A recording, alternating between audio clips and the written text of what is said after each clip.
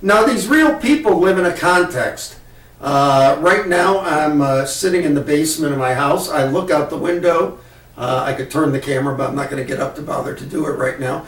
And there's snow out there, so it's cold, so I've got a sweater on. That's the context. Market orientation isn't only about trying to understand the end user, it's also about trying to understand the context they're in. Because the context sets constraints on what that end user is likely to do and likely to buy.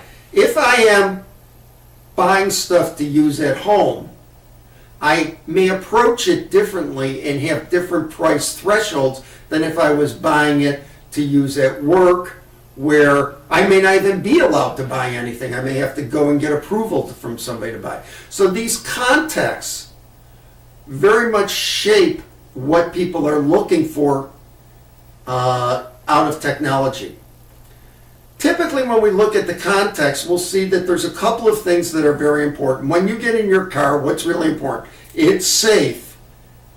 It doesn't cost you a fortune to run, which is why fuel efficiency has become so important.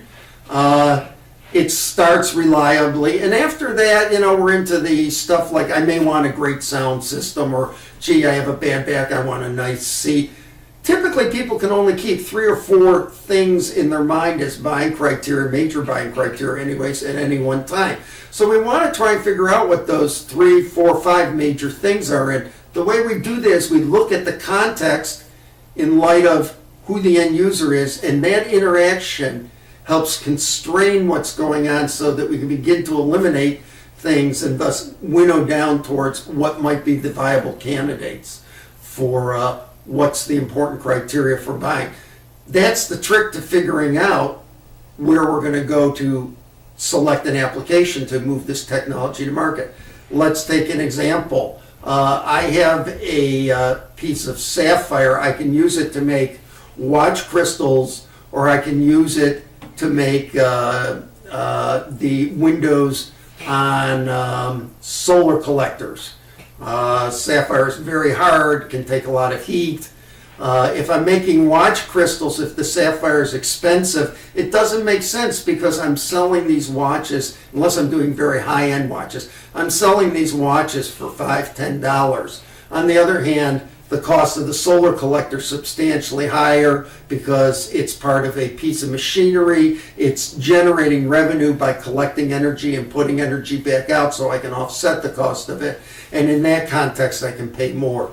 So that's what I'm talking about when I'm talking about trying to empathize with the end user and understand the context of what's going on and how they begin to think about, see, when I'm looking at that crystal, I'm thinking, gee, what's the trade-off for me between scratch and robustness? And that has to do with how expensive and how valuable that watch is, how much utility I get from it.